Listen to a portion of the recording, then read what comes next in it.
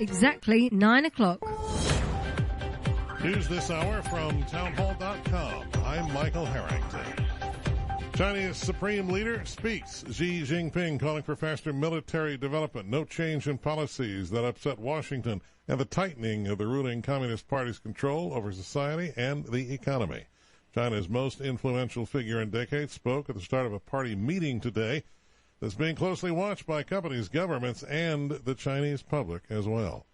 Palestinian terrorists in the northwestern bank have carried out several roadside shootings in recent weeks. Former Israeli ambassador to the U.S., Dr. Michael Oren, says the violence has put the Israeli people on edge. It's serious. I'm told from my sources in Judea and Samaria that there are actually far more attempted terrorist attacks than are actually making the news.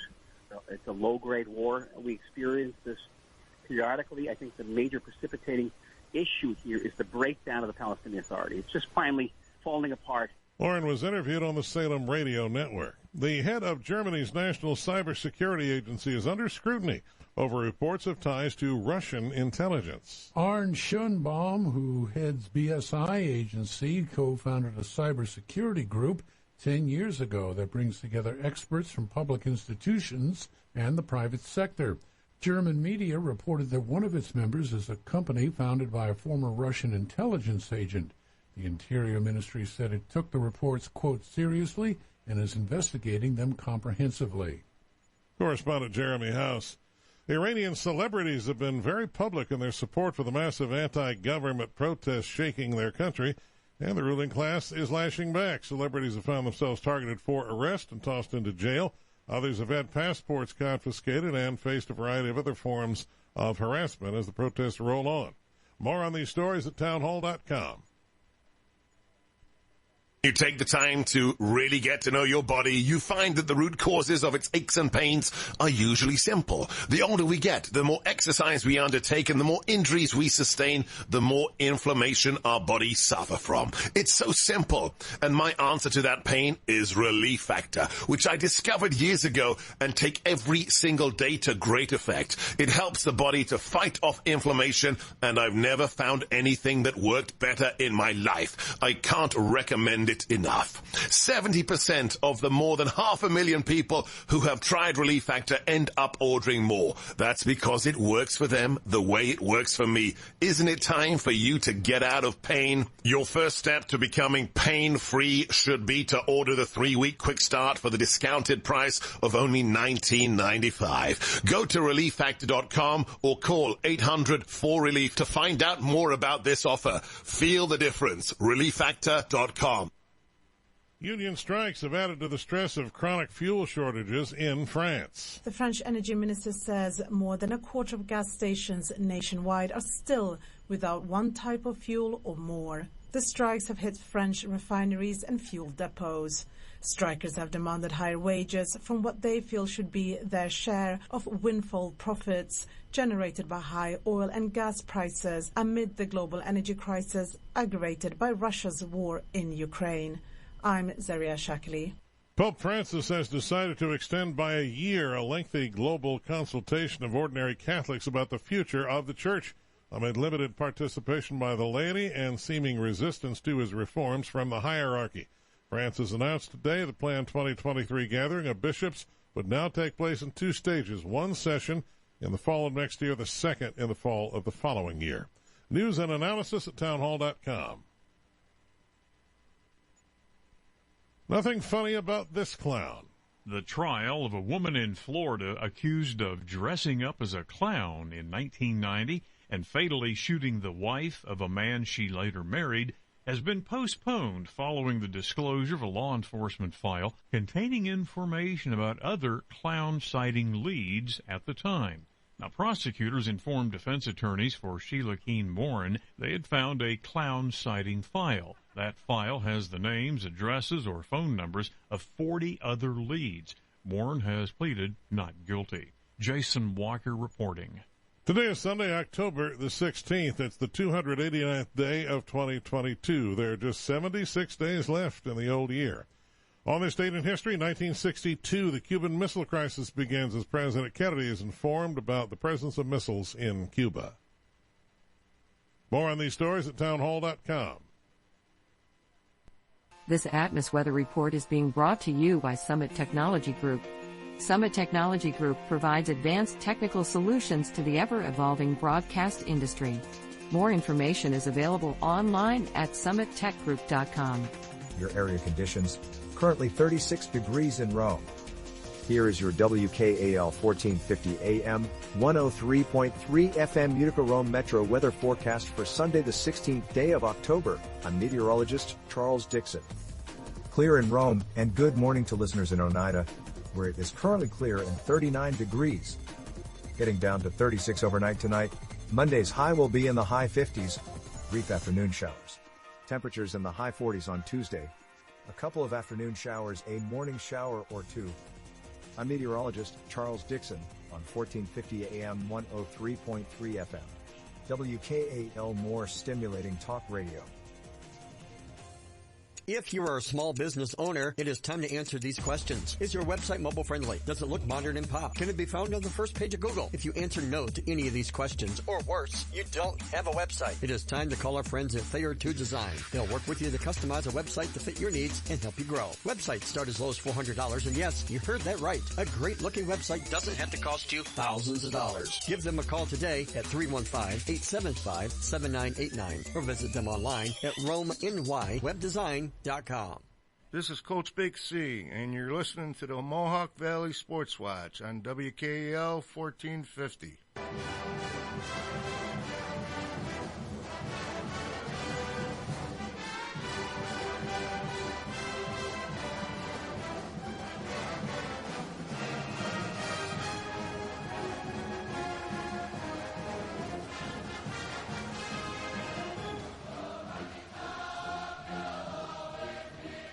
Is there anybody more on the Josh Heupel train than I was? That is the question. Welcome this morning to the Mohawk Valley Sports Watch. Thanks for making us part of your Sunday morning here. We got Cody in, Coach Medicis. We got Coach Coleman in here, the stat man. And Pags is on his way in. He sent us a text message that says his bagel caught on fire at Dippin' Donuts. Yes. Not to mention the fact that he would have been late regardless because he just sent it. But, yeah. Ooh, so I'm sure we will hear all about it. Oh, there goes 15 minutes of the show right there. Yep.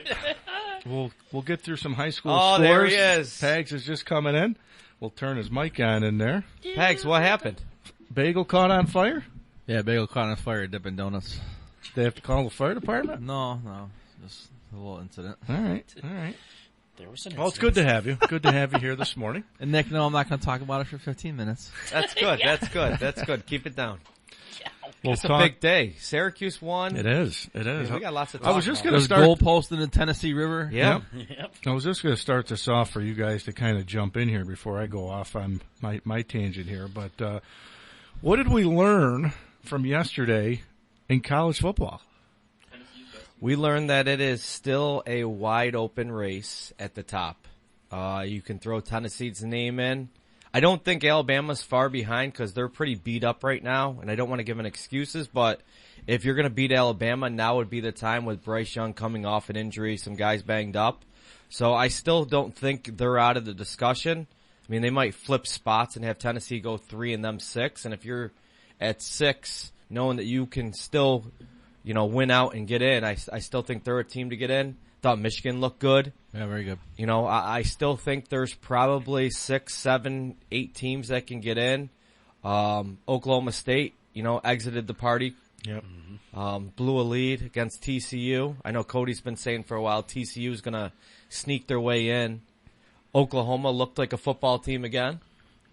Yeah, I couldn't figure that out because the betting lines, I went 2-2 yesterday, but Oklahoma was giving Kansas 9. Yes. Oklahoma hasn't stopped anybody. They probably couldn't even stop a Pop Warner team. But they win yesterday. And all of a sudden they looked pretty good. But they got their quarterback. Dylan Gabriel came back and looked pretty good for Oklahoma. Yep. I think there's going to be a lot of one-loss teams that are going to get left out of this thing. And I really think, as we do every year, we debate who gets in, because the scenario I said before we came on the air is if Georgia beats Tennessee, or let's say Tennessee beats Georgia, you'd have a one-loss Georgia, you got one-loss Tennessee, one-loss Alabama, and then somebody said, what if Ole Miss wins out but they lose to Alabama and they're one loss? You got 4 SEC teams with one loss. Here's the interesting one for me is right now when the polls come out later today or first thing tomorrow, do you keep Alabama or do you keep Georgia, Ohio State, Michigan, Clemson, Tennessee? I think who's left out? Clemson. I think Clemson's performance last night against an average Florida State team. Again, they were up 20 points. I think it was 34-14, and they kind of fell apart late, and Florida State made a game of it. But, I just think they're the least impressive. Again, from the eye test, they really, outside of a game against Wake where they won in overtime, and Wake should have won that game. Mm-hmm. Outside of that, they really haven't looked very good. They haven't had that dominating, like, we're a top 5 team performance, where if you look at all Georgia, what they did to Oregon week 1. Yep. Michigan looked good against a good Penn State team. And again, everyone's going to say, Penn State was overrated and this and that. Ohio State, if you've watched any of their games, they've looked pretty good. Yeah. Definitely. Tennessee and Bama both look pretty good. Yeah. I'd put all those teams are better teams than Clemson, and I know Jake's not going to like to hear that, but, they just haven't performed. They're still a top 6 team. They could still get in the playoff. Stellar defense. But right now, if you're going by the eye test, I would put all those teams in front of them. I'll tell you one thing I was really impressed with. And listen, when you watch Ohio State again, they're going to score a lot of points. And the one thing that worries me about Michigan is without those edge rushers they had a year ago, are they going to be able to get pressure on C.J. Stroud? But listen, Michigan still got to play Michigan State, a rivalry game who they haven't had much success against. Michigan State had to win yesterday against Wisconsin in double overtime. Michigan State's down. They're going to have a game before Ohio State against the Fighting Illini, who I don't think anybody thought would be, 6-1 or whatever they are, 5-1, ranked in the top 25. Brett Bielema's team's a physical team, kind of reminiscent of the days when he was at Wisconsin. But one thing I will honestly say about that Michigan game yesterday was the formula for Michigan that beat Ohio State last year is still right there. Ride lightning lightning. They're going to run the football. And people have said Michigan's been on upset of watch the last 3 weeks. They physically, if you watch the game, 404. They physically beat the you-know-what out of Penn State. Absolutely. So that was a really good win. Now, many people, including myself, said at some point in time, the 5-star J.J. McCarthy's going to have to throw the ball downfield. He's the leading quarterback in the nation in completion percentage. I think he was at 79 point something, which was first in the nation. But all those wideouts, after watching the game yesterday, I'll honestly say this. He doesn't need to throw it to beat you. No. Because that run game can slow down a really good offense in a heartbeat. Well, and I think it goes back to what made Cade McNamara such a good quarterback last year. You just have to manage the game with that running game. Get the wide receivers involved when you can. And all you're trying to do is just stretch the defense out a little bit so that you can continue to pound the football. And at some point, you're going to get your shot because they're going to start putting your 8 in the box and you're going to take your shot and you got to hit it. But you don't need to win the game by yourself. You're in a great position where you just pound the football, run the football, and then complete that 5, 6, 7-yard chain moving pass. Yeah, I would agree with that. And it was nice to see Mike Hart back on the sideline yesterday for Michigan, so good to see him back. Where's that stat, man? I saw the stats right at the halftime. The time of possession for Michigan was 24, and Penn State had 3. It was crazy. Mm-hmm. They had 1 first down in the first half. Yeah. Well, but it was a close. I was amazed at how close that was. I was nervous there for a while there for Michigan, but. Well, and the other thing is, when you looked at last year's Ohio State game, it was really close at halftime. And then, as everybody says, let's see what adjustments are made in the second half. And finally, Michigan just said, you know what? Throw away all these fancy plays. We're just going to run the football. But one of the things that I've said this about Harbaugh the last couple of years now is, you get away from that eye-power run game. You can still have a power run game out of the spread offense. And remember, this Michigan offensive line won the award last year for the top offensive line in college football. They're all back. So the recipe is they're going to run the football. So I was impressed with that. I was not impressed with Penn State. I thought they would have been a little bit better. Sean Clifford, again, got beat up a little bit. But that was the big thing, as they said, the fifth-year senior, Sean Clifford, or now you get the J.J. McCarthy, the young kid, really first big game at home. And so I was impressed. But let me just run through some of the scores. A lot of good games yesterday. USC in the late game last night, I stayed up for this one. Utah 43-42. Looked like an Oklahoma defense. Yes, it did. They can't stop anybody. Yep. And Coach Willingham there at the end went for 2, which was definitely the right call. They Yep. couldn't stop anybody. I was still worried USC had a shot Yeah. at the end. A lot of penalties late in that fourth quarter. Oklahoma was up big, or Oklahoma State was up big on TCU. Tip your hat to Sonny Dykes, though. They're going to control their destiny in the Big 12. 43-40 and 2 overtimes. Lane Kiffin, not many people talking about Ole Miss. He's got them 7-0. The Brian Harsin seat just continues to get hot. I think the debate is who's going to be the next head coach at Auburn. I think his buyout is like $30 million. Yeah, it's a ridiculous amount. So we'll see, but they got the money to do it. Mississippi State, they were riding a pretty good win streak coming in. They fell to Kentucky at home, 27-17. Oklahoma 52-42 over Kansas. Texas 24-21. They hung on against a really stingy Matt Campbell defense. The Fighting Illini 26-14 over Minnesota. I can't even believe to say it. Brett Bielema's got this team 6-1, and they're physical, so that's not going to be a game to overlook. Georgia Southern finally hands James Madison their first loss, 45-38. Clemson 34-28 over Florida State. Tennessee, that was probably the game of the day, 52-49 over Alabama. Georgia 55-0 over Vandy. And the Syracuse Orange moved to 6-0. We'll talk about them here in a minute. 24-9 over NC State. I got some stranger calling in from Columbus. Yeah, he probably heard my take. Go there figure. we go. Oh. If there's any day I figured you'd call in, you get to talk. The Guardians up 2-1. Ohio State. I knew you were due to call. Here What's we happening? Go. Oh, goodness gracious! Is it too cold to Welcome golf to the today? Yeah, well, no, I pushed my tea time back for you guys. Oh, we appreciate it. What's going on? Oh man, what a sports day yesterday, huh? Oh, it was unbelievable. Jam packed from noon till the Padres scored 5 runs in the 7th to take care of the Dodgers. Yeah, well, I'll tell you what, I didn't see that coming, and the Yankees are already thinking about where's Brett Boone going to be, or Aaron Boone going to be the next sportscaster. Oh, they're ready to run him out of town. There's a lot more series left. There's not over yet, but that was a heck of a way to end it for us Guardians fans. I'll tell you that. Well, how about these wild card teams? Yeah, the wild card teams playing some good baseball.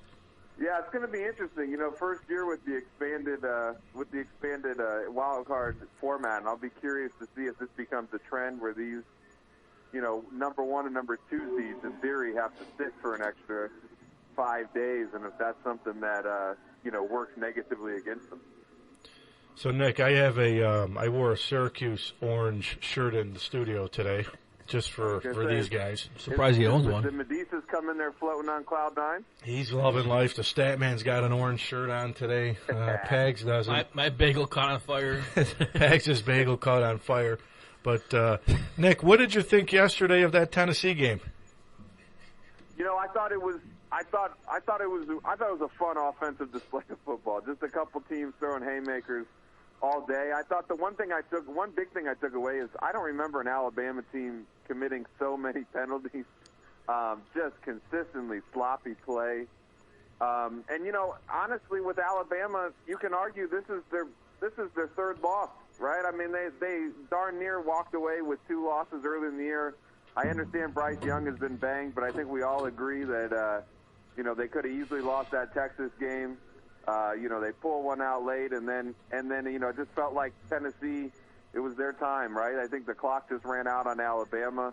I don't know, offensively with Alabama, I just don't remember their wide receiver core ever being this pedestrian. I don't think they're bad. They're just kind of a bunch of guys out there, right? And I thought it was interesting. It was a lot of fun. College football at its finest, though. That last 30 seconds, and then the storm of the field and the goalpost ending up in the river at the end of the night was just what college football and the pageantry is all about.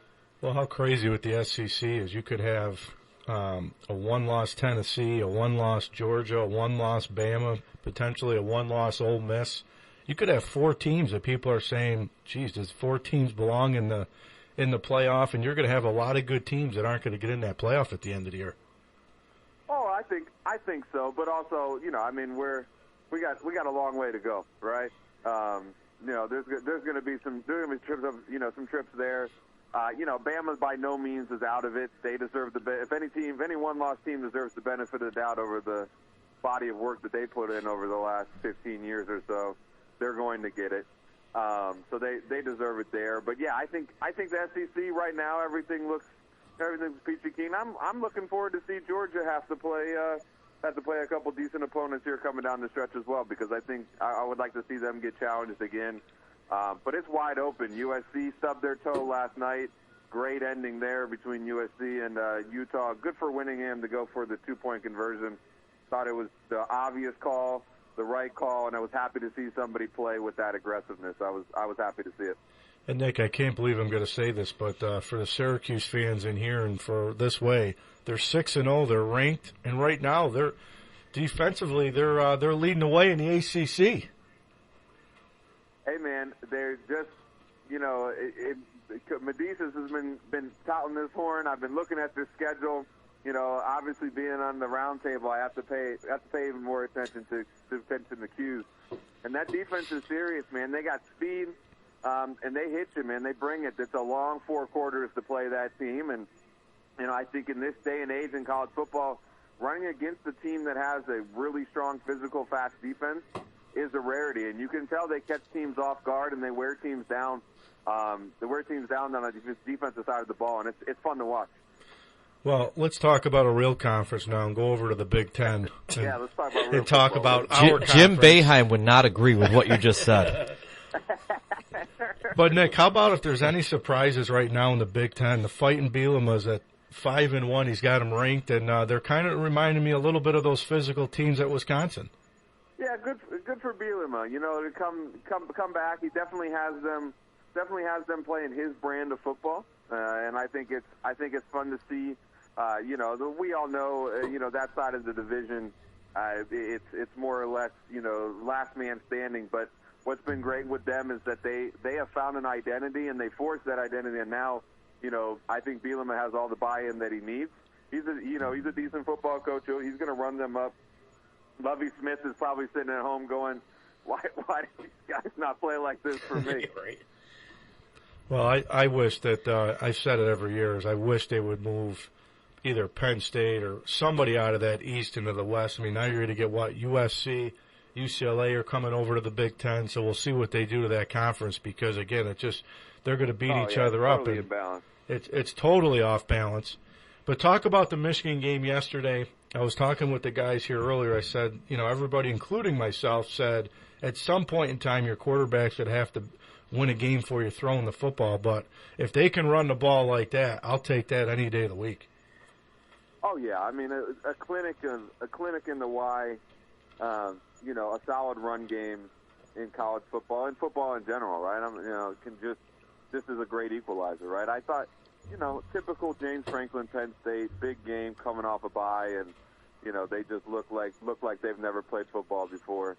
I couldn't for the life of me understand why Penn State was running 6- and 7-man boxes against Michigan, even into that second half when all they've been doing is running the ball down your throat. But give credit to Michigan, that offensive line, the center from Virginia, the transfer, that kid is as athletic as it gets at the center position in college football, and they're tough.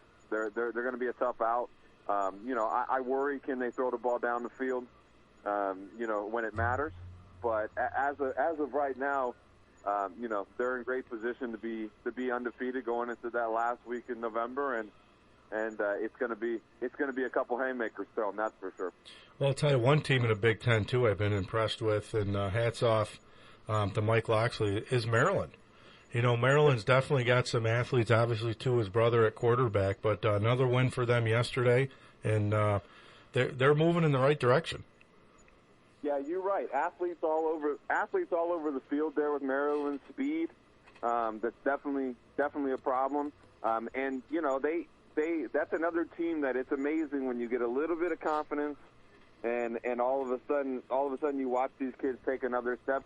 And you know, even Maryland last year, they were banged up with injuries all over the place, but they found ways to score points even last year. And this year, they've just found a way to do a little bit more on defense. And give Ox a great a great pat on the back there. I like what I've seen from them, and for the Big Ten to really get in the conversation, you know, as being an all-around dominant conference. Those are the teams that they're going to need to take a step forward, because you can't have all these bottom feeders constantly and think you're going to be in the conversation of being, you know, up there with an SEC.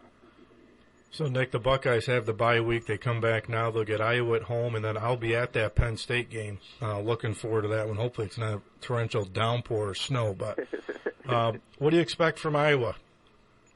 Oh, I think it's going to be Ohio State's last, lack of a better term, tune-up game before they really hopefully try to go to lock-in against Penn State. I think, you know, Iowa just cannot score points that I think, obviously knowing what Ohio State has on offense, that's going to be a recipe for struggle. What I am looking forward to seeing, though, is this Iowa is going to be the best defense that Ohio State has played so far this year. So I'm gonna look forward to seeing what they try to take away from Ohio State. I think from a film perspective, you know, I think that's a tape that if you're Michigan's defense, you're going to be watching to see what Iowa does to take away some of Ohio State's strengths. And I'm curious to see what Ryan Day and team has cooked up. But for Ohio State, really the key for them is just getting healthy. They've been banged up the majority of the first half of the year. Jigba, we've had injuries on the defensive side of the football quite a lot, and same thing even with our running back. So I'm anxious to hopefully get some of these guys back.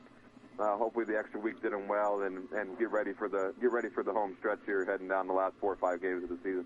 So, Nick, last thing I'll ask you here, and then we got to go to break, is who's your top 4 heading into this week? Yeah, so top 4 heading into this week, that's a good one, Ruck. I'm going to go Georgia, Ohio State, Tennessee, and Michigan. Oh, okay. I think Michigan's proven to me that they belong in the conversation. You know, take what I say about Penn State. I think James Franklin is a great recruiter and a terrible game day coach, but you got to give credit where credit's due with them. And I think Tennessee, look, man, they're riding the wave. And Heupel, Rock, I know you've been touting that horn for quite a while, and I think he's got that program exactly where he wants them. Now they get to go see if they can do it to Georgia here in a couple of weeks. Well, I started the show off playing a little Rocky Top, so that's how I'm going to carry this thing into break. But, man, listen, good to hear from you. I was expecting a call from you today after the win last night over the Yankees. But hit them straight today, and good to talk to you, man. All right, guys. Take care. Have a good morning. All righty. See you next week, Nick.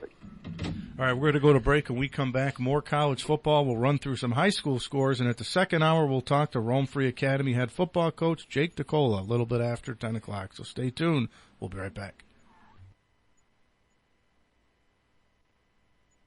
Do you want to fly somewhere, anywhere in the world? Smart travelers call myflightsearch.com for the best deals on flight tickets. Going to Manila, Bangkok, London, how about Singapore? Call myflightsearch.com for the lowest flight tickets available. What about a local vacation? Let's say you want to fly to Vegas, Orlando, Miami, Los Angeles, or Denver. Pick up the phone and call myflightsearch.com right now. We have exclusive deals that you can't find anywhere else. The only way you can get these low airline prices is by calling us. We have so many low prices available, we can't possibly tell them to you right here and now. If you're flying somewhere anytime in the next 6 months and you want the lowest airline ticket prices anywhere, you owe it to yourself to save a ton of money. So pick up your cell phone and call myflightsearch.com right now. Call 800-277-6322. 800-277-6322. That's 800-277-6322. Call now. 800-277-6322. If you're 85 or younger, would you like peace of mind and comfort for your family? We're Final Expense Direct with an urgent message for you. The average funeral today costs over $8,000, but the most you'll get from government benefits is $255. How Talk Radio 1450. With SRN News, I'm Michael Harrington in Washington. Iranian media say a towering blaze at a notorious prison housing political prisoners and anti-government activists in Iran's capital has killed 4 inmates. Saturday's fire at Evin Prison in Tehran was extinguished after several hours. No detainees escaped. Online videos show gunshots and explosions going off in the area near the notorious prison. Police in California say they've arrested a man suspected of killing 6 men and wounding a woman in a series of shootings. 43-year-old Wesley Brownlee of Stockton stopped in a car about 2 a.m. on Saturday. The police say he was dressed in black, had a gun, and appeared to be looking for another victim. And for months, Tesla and SpaceX CEO Elon Musk has expressed interest in creating his own version of China's WeChat. He says it could be coming soon. This is SRN News. Diabetes, high blood pressure, anxiety meds, everyone's on them. If you're a 50-year-old male, maybe a bit porky, and you may even have type 2 diabetes, $1 million of term insurance may only cost you about $200 a month. Call Term Provider. Speak with Big Lou at 800-333-1750. Big Lou will find a term life policy for you even if you have type 2 diabetes, are overweight, or have high blood pressure. Term Provider has helped thousands of people like you who think they can't afford term life insurance. To buy $1 million of affordable term life for you, all you need to do is call Big Lou at 800-333-1750. Lou will make sure the scales are tipped in your favor. Call 800-333-1750. Big Lou will answer your call and work to fit you into a term life policy that you can afford. Remember, Big Lou's like you. He's on meds, too. Call 800-333-1750. 800-333-1750. The current temperature, 39 degrees. With SRN Sports, I'm Ron Zarostra. Baseball playoff action in the American League. Houston advances to the championship series after an 18-inning, 1-0 win over the Mariners. Guardians go up 2-1 over the Yankees after a 9th-inning, 6-5 comeback win. National League, it'll be the Phillies and the Padres in the NLCS beginning Tuesday night after San Diego beat the Dodgers 5-3 and Philadelphia knocked off the Braves 8-3. National Hockey League, Florida beat Buffalo 4-3, Philadelphia over Vancouver 3-2, Pittsburgh beat Tampa Bay 6-2, Detroit 5-2 over New Jersey, Toronto beat Ottawa 3-2. It was Washington beating Montreal, Boston over Arizona, the Islanders down to Anaheim, St. Louis beats Columbus, Dallas over Nashville, Los Angeles beat Minnesota, Calgary defeated Edmonton, Chicago over the San Jose Sharks, and Vegas beats Seattle. This is SRN Sports. Top 25 college football action. Number 1 Georgia 55-zip over Vanderbilt. 6th-ranked Tennessee beats Alabama on a last-minute field goal 52-49. 4th-ranked Clemson over Florida State 34-28. Number 5 Michigan over number 10 Penn State 41-17.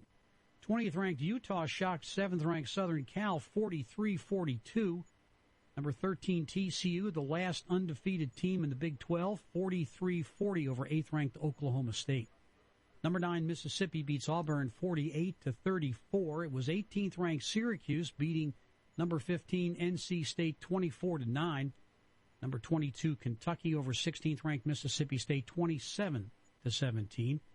Oklahoma bounces back. They beat 19th-ranked Kansas 52-42. Number 22, Texas over Iowa State 24-21. This is SR. This Atmos weather report is being brought to you by Summit Technology Group. Summit Technology Group provides advanced technical solutions to the ever-evolving broadcast industry. More information is available online at summittechgroup.com. Your area conditions, currently 36 degrees in Rome. Here is your WKAL 1450 AM, 103.3 FM Utica Rome Metro weather forecast for Sunday the 16th day of October. I'm meteorologist Charles Dixon. Clear in Rome, and good morning to listeners in Oneida, where it is currently clear and 39 degrees. Getting down to 36 overnight tonight. Monday's high will be in the high 50s. Brief afternoon showers. Temperatures in the high 40s on Tuesday. A couple of afternoon showers, a morning shower or two. I'm meteorologist Charles Dixon on 1450 AM 103.3 FM. WKAL, more stimulating talk radio. Why have thousands of aspiring authors teamed up with Christian Faith Publishing to publish their book? Because Christian Faith Publishing is an author-friendly publisher who understands that your labor is more than just a book. We provide authors freedom and flexibility throughout the publishing process, professional book editing, award-winning design, and some of the highest royalty structures in the publishing industry. And as always, you will retain 100% of the rights to your book. I was looking to find a company that I could trust, one that assisted in the editing process completely. The most important qualities that I was looking for was a publisher who was honest and upfront, no hidden costs or fees, and owning the rights to my own work. Christian Faith Publishing will publish, market, and sell your books in all major bookstores, online booksellers, as well as specialty Christian bookstores. Call for your free author submission kit. 800-607-0665. 800-607-0665. 800-607-0665. That's 800-607-0665. This is Coach Big C, and you're listening to the Mohawk Valley Sportswatch on WKAL 1450.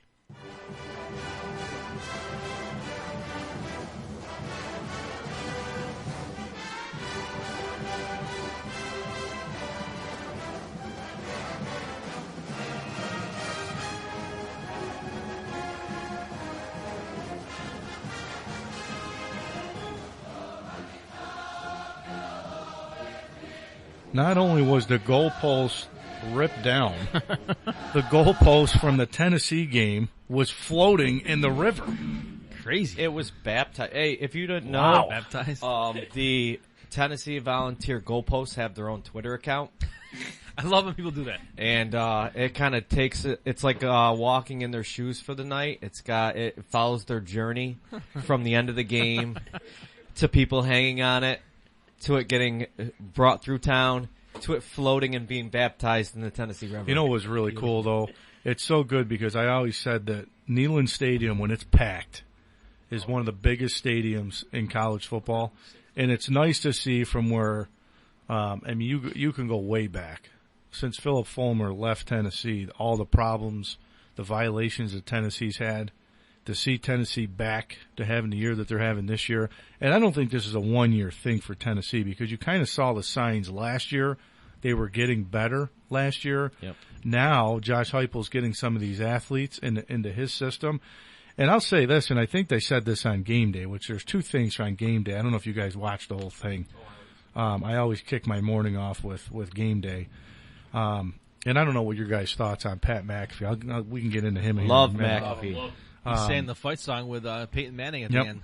But one thing about Tennessee and Josh Heupel is I think he's the best offensive mind in college football, best play caller right now in the game. I think Kirk Herbstreit said that too. Lincoln Riley's right there too. There's a lot of good offensive minds. When a lot of people thought is when Josh Heupel got this job at Tennessee, a lot of people said he shouldn't have got the job. But remember, he's coming off that UCF, who they put the national championship sign up at the stadium when they went 12-0 that year and got left out of the playoff. So tip your hat to Josh Heupel. Here's the other thing I thought was really funny on game day. Did you guys see the guy that had the sign from Syracuse that said, "We want Bama"? Yeah, oh yeah. Jeez, oh God. Well, slow down. I was going to try to take a picture of it because I wanted to send it to you guys. That was McAfee, when he was talking, he's like, how come everywhere we go, there's always some crowd chanting, "We want Bama." Yeah. And then the whole Tennessee crowd started chanting it. Well, what was the comment he made? Because they put it on Twitter when he kind of threw a couple jabs at Syracuse. Yeah, he did. Something about like the broadcasters, the TV guys are all from Syracuse. He goes, I know it's easy for everyone to say Syracuse because, this guy right here is a Syracuse guy. This producer over here is a Syracuse guy. The camera guy's a Syracuse guy. He's like, but I like NC State. Yeah. So he took a few jabs, but listen, McAfee is great. He's got the humor. He brings that whole different perspective to the show. And I know he's made the millions from FanDuel. He got signed as his podcast or whatnot. Yep.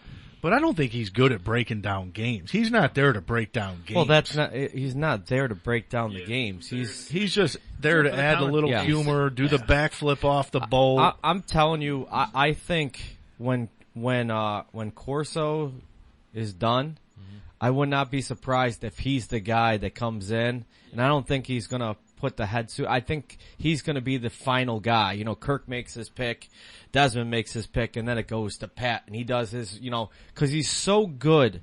And I think that's what makes him a good podcaster, good wrestler, good announcer, because he's so good with his words and can talk so well that I think he's in that perfect spot to talk and break down. Yeah, and he breaks down, he throws a couple of stats out there, and then, but I'm going with them, and, you know, gets the crowd all fired. He's perfect for that He's spot. kind of like Pags is to Rock.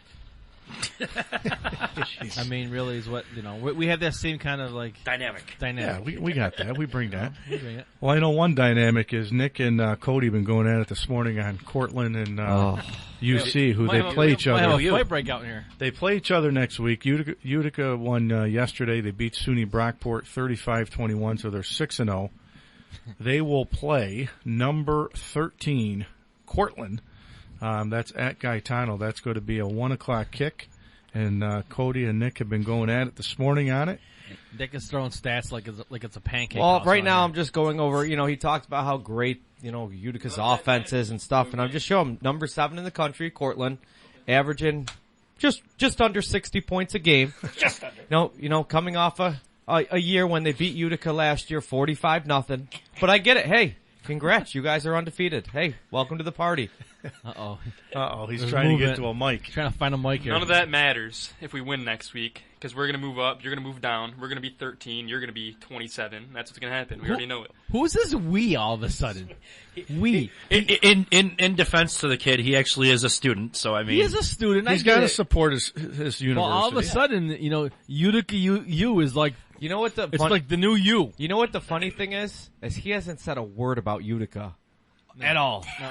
Not one word. He doesn't come in with Utica. I mean, Pags wears more Utica stuff than he does. Yeah, all of a sudden he's and all of a sudden up the U. All of a sudden he sees Cortland on the schedule, and all of a sudden he's probably like, "Oh, we got a football team here. Hold on, let me take a look at their stats. Whoa, we're playing Cortland. Wow, we're actually good. Oh, let me research some stats here. Oh, this guy's a transfer. He got a letter from Oregon. He must be really good. Meanwhile, he's on the baseball team. Is he? I haven't heard a thing about the baseball team yet. Listen, one thing, Cody, I'll back you up, and I'll say this, is Coach Foz has done a really good job at UC. To have him 6-0 right now, I think it's the first time. Is it the first time in school history they've had this great of a start? Do you know that stat, or are you just nodding your head? I've done my research before I came in today. Boy. We should probably do like our own game day and see who would be the Corso, who would be the Pat McAfee, who would be the Herb Street. Who would we be? I don't know. Who would be the Lee Corso and do the headgear? Would it probably have to be be Statman to be be Corso? Statman. I'm thinking you're David Pollock. Wow. You're Pollock. I'm thinking I'm Herbie. Wow. Pollock. I like Pollock. So I like Pollock too. The question is, who's Desmond Howard? Yeah. Pags, you think? Desmond? No, you're the bear. Yeah. You're the bear. Go stand over there. We'll let you talk. Get your 3 bets. He gets his 3 bets right. You know who the Pags? bear. You know who Pags might be? Marty McGee or Marty Smith. Yes. Marty Smith. Yes. Marty Smith. I like that. Or he could be the other guy there now that they have doing the stories. Not Marty, the other guy. I'm drawing a blank. McGee? Nope. No, it's not him. No. What is it? Not his Jerry name? Palm. He's on CBS. It'll come to me. But he kind of took over. I'm going to tweet Marty Smith because I've tweeted him before. And you can say you're the Pete Pagliaro. They compare to you to me. Well, let me run through some more scores here. I got to run through the Patriot League scores here real quickly. So Colgate traveled to Army. They fell 42-17. Yale beat Bucknell 29-9. Cornell beat Lehigh 19-15. And Fordham at home last night under the lights beat Stony Brook 45-14. So Fordham will get a week off, and then they will travel to Holy Cross. That's more than likely should be for the Patriot League Championship. So we'll see what happens here in a couple weeks. High school scores from Friday night. West Jenny beat Baldwinsville 20-14. Proctor beat Henniger. The first night game at Proctor. Yeah. What did they say, like the last 3 or 4 years? Yeah, I was going to say 4 years. Good for the kids. I didn't hear any bad stories. No I heard no incidents. It went well. Yep. That's good. That's good for the kids to play a Friday night game there. They beat Henniger 50-8. CBA beat Liverpool 35-13. That's who Rome Free Academy will play Friday night right here in Rome. Whitesboro beat Auburn 49-26. Institute of Technology beat Chittenango 40-28. Bishop Ludden over Salve 47-21. Skinny Atlas 42-14 over Marcellus. Central Square 46-6 over Fowler. 42-14 Fulton over Nottingham. FM beat Carthage 35-25. Oneida beat Cortland 57-0. Indian River beat Camden. That snaps Camden's unbeaten streak. They fell 48-28. CVA 41-8 over South Jeff. Kaz over VVS 34-20. General Brown gives Howland Patton their first loss of the season, 48-6. Wow. Howland Patton's going to have another tough one next week. They'll play Adirondack, who beat General Brown. Little Falls beat Waterville 52-15. Bishop Grimes over Weedsport. Morrisville Eaton in 8-man beat Thousand Islands 82-44. Wow. Good gracious. New York Mills, hats off to my cousin Rico. They beat Secoit Valley 34-12, and Sherburne Earlville beat Herkimer 27-14. Games on Saturday yesterday. My dad was at the Westmoreland game until halftime. They honored the 1987 10-0 team. He was there. There wasn't too many guys there for it, but no, he was there. I was there. He was there until halftime. ESM beat Watertown 12-0. Canastota 29-6 over Clinton. Southern Hills 37-34 over Lowville. West Canada Valley, I still can't believe they're playing 8-man football there. 40-0 over South Louis. Adirondack, who beat General Brown, beat Westmoreland Oriskany 54-24. Mexico beat APW 41-0. Dodgeville beat Mount Markham 6-0. Homer beat West Hill 61-27. And Utica Notre Dame beat Onondaga 26-8 yesterday. So Notre Dame gets the Pags influence already seeping into the football program. Pags making a difference. Oh, yeah. All right, well, listen, we're going to take a break. When we come back, more college football. We'll get you to the top of the hour. Jake DeCola right after 10 o'clock to talk some RFA football, and then we'll dive into some NFL. We'll talk some Syracuse and more, so stay tuned. You're listening to the Mohawk Valley Sports Watch right here on WKAL Talk Radio 1450. Step up to the plate and drive a great deal off the lot today at Nye Automotive Group in Oneida and Rome. Talk about a great team. This level of care really puts Nye Automotive Group ahead. Yes, Nye Automotive Group's been on a roll with game-winning pricing all season long on an all-star lineup of Ford, Toyota, Scion, Buick, GMC, and Volkswagen vehicles. Looks like we're in for a great season, folks. It's time to play ball. Visit Nye Automotive Group in Oneida and Rome or online at nyeauto.com and come see why. It's got to be Nye.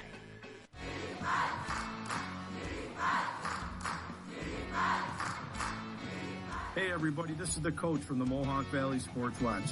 Join myself, Pete Pagsman Pagliaro, the coach Nick Medicis, and the stat man Eric Coleman on our new day as we move to Sundays from 9 to 11 on WKAL Talk Radio 1450 and 103.3 FM. I want to get my girl some diamond earrings, but I don't know the first thing about diamonds. I was pretty clueless too, but I got Sue's engagement ring at Engelbert's Jewelers. They're the diamond authority. They helped me every step of the way. At Engelbert's Jewelers, we can answer every question you have and help you with this most special gift from your heart. In business over 100 years, we travel the globe to offer you the best diamonds available. When you think diamonds, think Engelbert's. West Dominic Street in Rome and in the New Hartford Shopping Center. 337-3100 and 797-5700.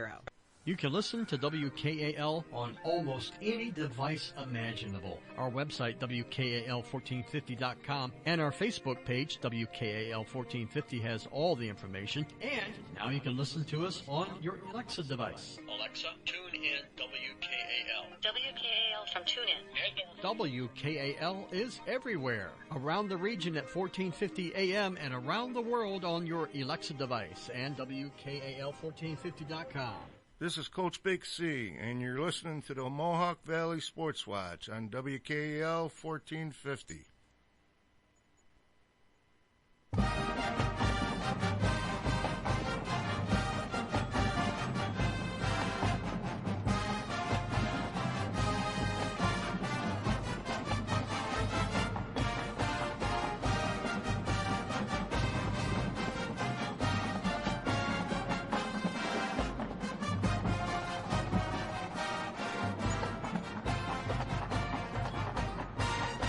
You know what I think I'm going to call Saturdays? Down or the field. Sundays here. What about we go marching? What about fight Circus? song Sundays? Fight song It's just Sunday. different fight songs all day on the air. Organs? Yeah, I don't think I've ever heard organs. Quack, quack, quack. The quack attack. The quack attack is back, Jack. All right, guys, we got to talk some Syracuse football here. We'll carry Syracuse into the second hour. You mean the 6-0? The 6-0 Syracuse Orange. Bowl eligible Syracuse. Yep, bowl eligible. Win or lose, it's a successful season already for Syracuse. Yeah. They could finish 6-5 or whatever it's going to be. They got 5 games 6 left. games left. I'll say this: I looked at the schedule again last night. I know Seba said the same thing. First of all, we didn't talk about Notre Dame lost a 1-4 Stanford. We said that a couple weeks ago. At home. Pathetic. Like, that's bad. Pathetic. You don't lose to Stanford. Remember, we said he was on the hot seat. Does that win over 3-2 No. Notre Dame? Can we start talking about what about the Notre Dame job? Is he getting any heat or anything? No, not yet. I think they give him 2 years. They give him a couple. Well, he's got the top recruiting class the next 2 Yeah. years, but I mean, I think next year the seat gets really hot. Third year he better win or he's out. You're giving him 3 years. I give him 3. I give him next year. What does he got to get back to? That's my question. Because Notre Dame, if you remember, was a top 5 team the last couple of years. I said this when Brian Kelly left, and I'm not a Brian Kelly guy. I tip my hat to Brian Kelly because Brian Kelly went to the SEC. Absolutely. And the one thing and I'm not speaking for Brian Kelly, but I will say this. Did Brian Kelly say to himself, I've tapped out?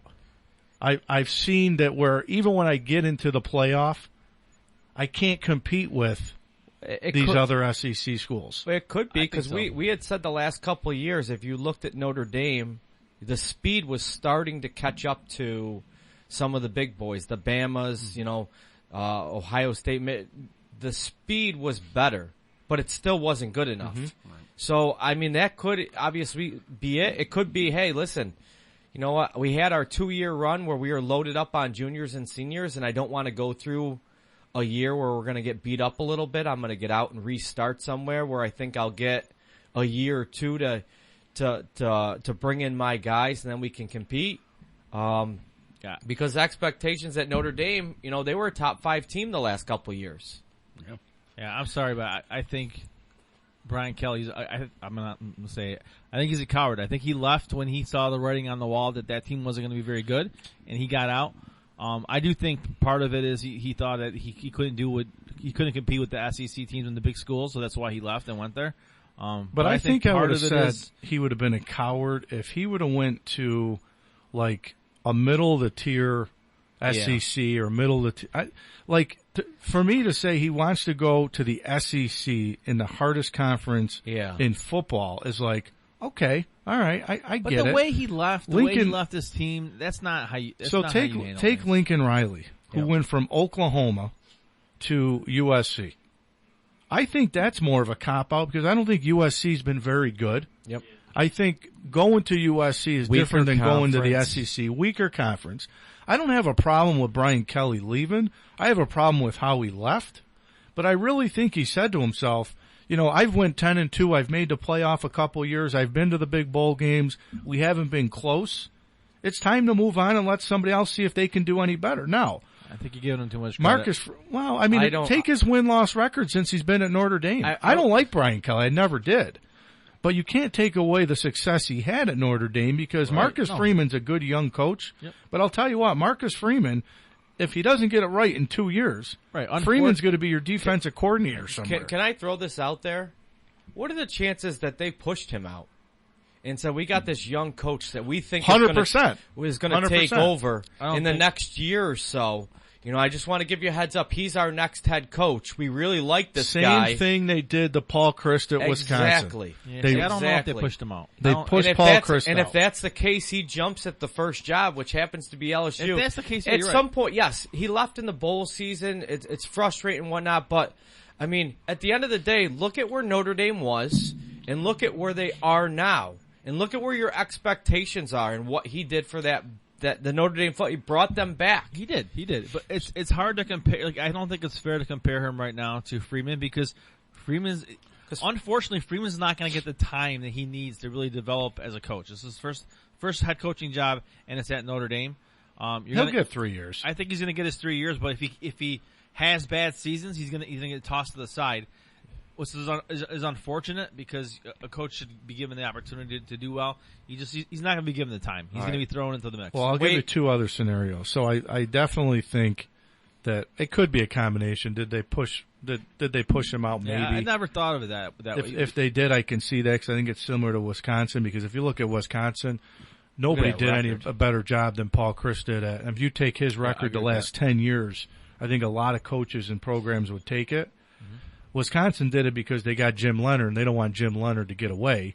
So let's give Jim Leonard a chance here the second half of the season and see if he's the guy for Wisconsin, or is he a defensive coordinator? But remember the other thing. Going back to Notre Dame for 1 second, if they did push him out, then that means Freeman's going to have more time than 3 years there, I think. Potentially, or like Rock said, they didn't want to lose him. Teams are calling and saying, hey, listen, we got a head coaching job. Well, we really like this guy. We think he's the next head coach in the future, and kind of sped up the process a little bit. Then, yes, they'll give him a little time, but at the same time, it's still Notre Dame. You have to win. The other thing people have to remember, too, is you can be a really good recruiter. Jimbo Fisher's gotten some of the top recruiting classes in the country. Paying them, but if you look at the last 2 or 3 years, Jimbo Fisher's underachieved at Texas A&M, and I said this last week, and I'll say it again. Put his record next to Kevin Sumlin and see the records.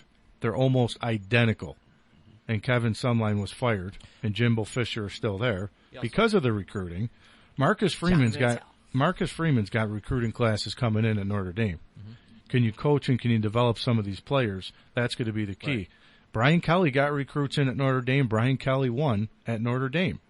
Remember at Florida State, they pushed Bobby Bowden out. They said Florida State was starting to go downhill, and they wanted the hot coach at the time, the coordinator, whose name was Jimbo Fisher. Fisher ran out of Florida State fast to go to A&M because he saw the writing on the wall at Florida State. So I think it'll be interesting to see. I hope Marcus Freeman wins games. I like him. I thought it was a great story. I think it's a great story for Jim Leonard and a lot of these young guys.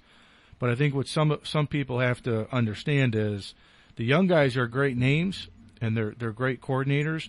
But when you put on the head coaching headset, it's a lot different. Absolutely. It's a lot different. And Freeman hasn't won a big game yet at Notre Dame. He lost the bowl game last year. He lost to Ohio State this year, who I still can't believe they played him as well as they did. Yeah. But then they've had some bad losses this year at Notre Dame. You don't lose to a 1-4 Stanford team at home. You don't lose to a Marshall team that turned around and lost to North Carolina. Yeah, that was their biggest win this year. Who a Marshall team that lost to Louisiana Lafayette by double digits. Well, you can't lose those games. Louisiana was a top 25 team last year. Under Billy Napier. Yes, different team, different coach. So I get it, but we went on a tangent about a terrible Notre Dame team. We need to celebrate that 6-0 Syracuse team. Yeah. Hey, listen, I looked at, and we'll definitely carry Syracuse talk into the second hour, but I looked at the schedule and I said, I think they beat Notre Dame. I think they beat Boston College. We'll see what happens against Wake. Let's see. I think they beat Florida State. They got Pitt still, and they still got Pitt. 9-10 games is not too far out of reach for Syracuse, but we'll see. We'll see what happens. But, all right, listen, we got to go to the top of the hour of the news, and we come back. We'll talk to Rome Free Academy head football coach Jake DeCola, and then we'll talk some Syracuse football. And then how about the big one in the NFL today at 4:30, Buffalo at Kansas City. So we'll talk about that and more. Stay tuned. You're listening to the Mohawk Valley Sports Watch right here on WKAL Talk Radio 1450.